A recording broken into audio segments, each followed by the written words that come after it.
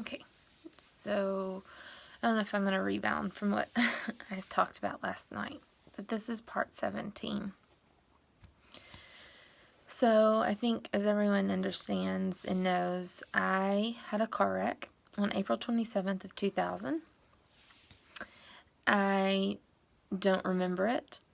I don't remember hardly any of it at all. I know what I did prior to my car wreck. I know the dreams I had during my coma that I slipped into. And I know that I woke up in a hospital. It's like I blinked or fell asleep and I woke back up from a nap and no time had been missed from me. But when I woke up different. Now, that's not to mean that I woke up different as a human being. I was same internally. So this is what I'm going to explain about brain injuries.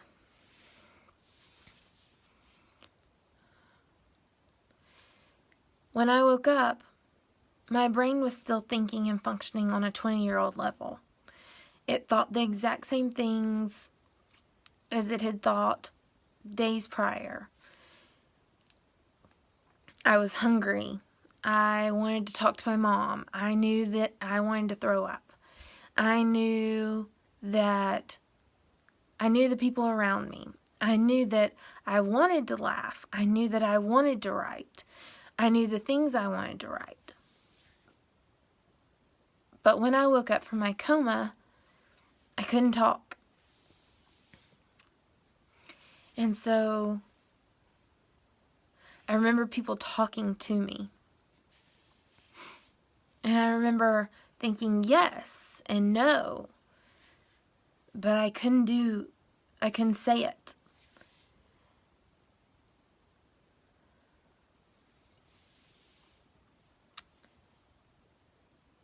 I remember the barrettes being placed in front of me and thinking, those are so pretty. And I want to put them in my hair right now. But I couldn't do it.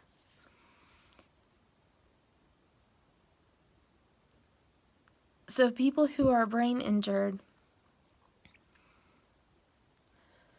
their brains function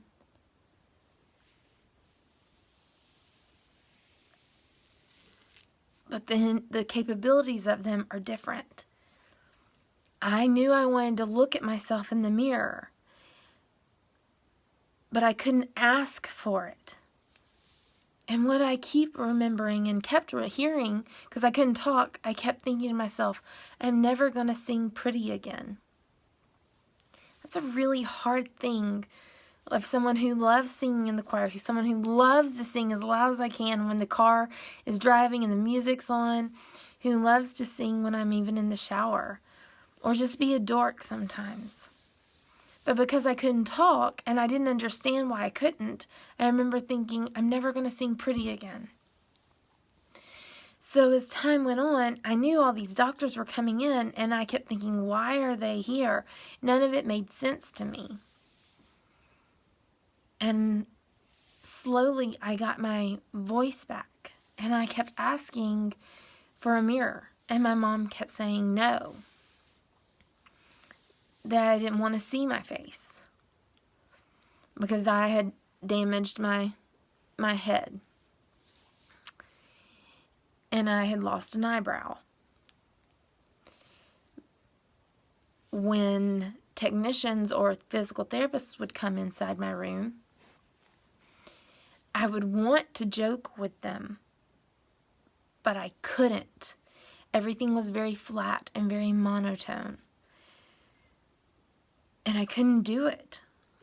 I had friends who came and visited me, and I would want to talk to them, but I just kept looking at the TV. I can remember a specific person who came and he just stood there. He was a friend of mine. I remember some girls who came in, and I remember seeing something so obvious. And when she left to go to the bathroom, what I thought in my head came out. There was no filter. It wasn't that I was trying to be mean. It was that this is what it was. And the hidden piece that is normal for adults, it just wasn't there. And it came out rude and mean because of my monotone. And because I didn't like Mitch, I didn't even know who he was. I knew everyone else. I didn't know who Mitch was. But I didn't like him, and I was mean to him. It was really mean.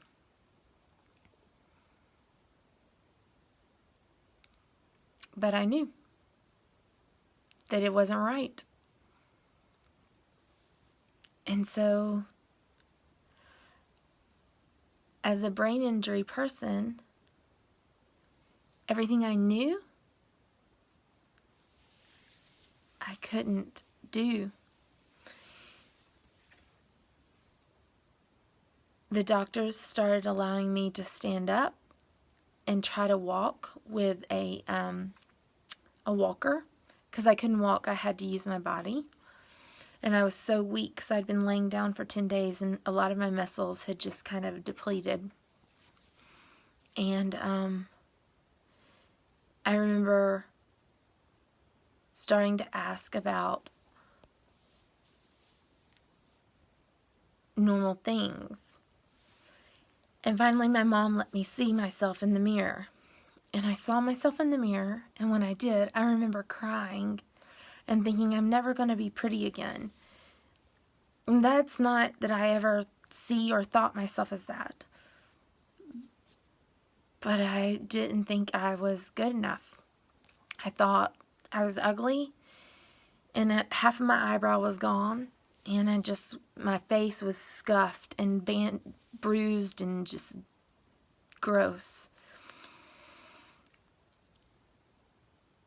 My dad asking me 2 + 2 and 11 and knowing it was wrong, but not being able to put the pieces together. It's devastating. Knowing I'm supposed to be in college and I can't add 2 + 2. It's devastating. And slowly the things started coming back. And I can remember the first joke I told. And it was my physical therapist. And I remember thinking, I have to tell a joke. I have to be normal. He has to know I'm joking and flirting at the same time. And I remember laughing, and my mom was standing right there. I remember it. And I remember thinking, that's a success. I watched that there was a Greek festival going on, and I called my friend, and I called her and I said, hey, they're letting me out of the hospital. We're going to go to the Greek festival. And because we were 20 and she trusted me, she got ready and she was like, okay, we're going to go. And my mom was there and she was like, she's not going anywhere. But I wanted so badly to go to the Greek festival, and I wanted €1, and I wanted it so badly. And my dad brought me €1. I woke up and I knew at the time, I was in college, so no judgment, but I loved chili cheese fries from Crystal's. I kept craving them. And the first meal that I had was boiled okra. Blah. I hate that, but it was the best thing I'd put in my body, and I was so hungry.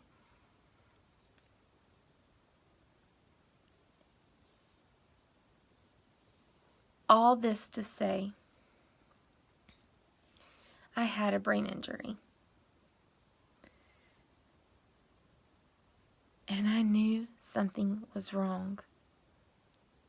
And I was in Jackson, and I don't know how long I was in Jackson's hospital for. But they were transferring me to a rehab facility so that I could learn to walk and talk and function at an adult somewhat level to rehabilitate me in any function that I could. And they moved me to Memphis, Tennessee, in St. Francis. And as they were preparing me to leave, Katie Sigler was sitting across, and we were all eating hamburgers. And she had a stomach virus. And she vomited while we were all eating, and not once did I stop eating. I didn't stop. And everyone else stopped, and they took care of her. It didn't faze me.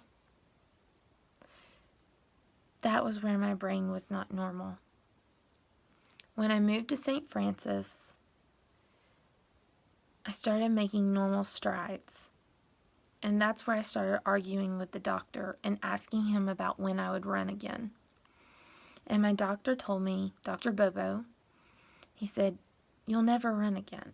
And I remember arguing with him and being so angry and telling him no. And him saying, "Jennifer, you're never going to run again. You might walk with a limp." And I got so upset. I couldn't even walk on 2 crutches because I didn't have the balance. But I was unwilling to accept that these things had been taken away from me.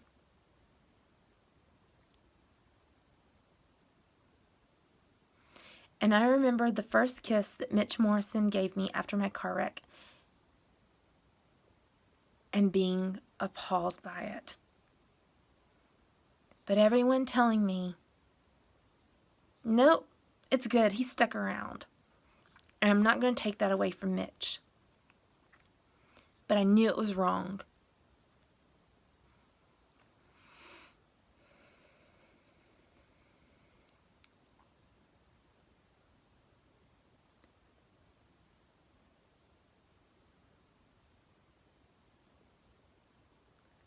My mother asked me in the hospital how to say hello in Spanish, and I said hola.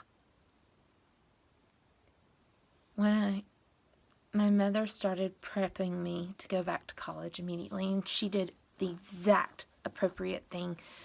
They didn't care how I came back, they just wanted me back.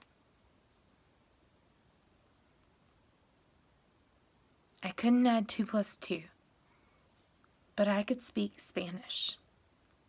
My right brain that had been hit and damaged should have paralyzed my left hand. My right side of my body was paralyzed. I lost feeling in my teeth, and I couldn't smell. I couldn't write my name. I couldn't tell you what my social security number was. I was 20 years old, and I knew what I wanted to say, and I knew how I felt, but I couldn't tell the words.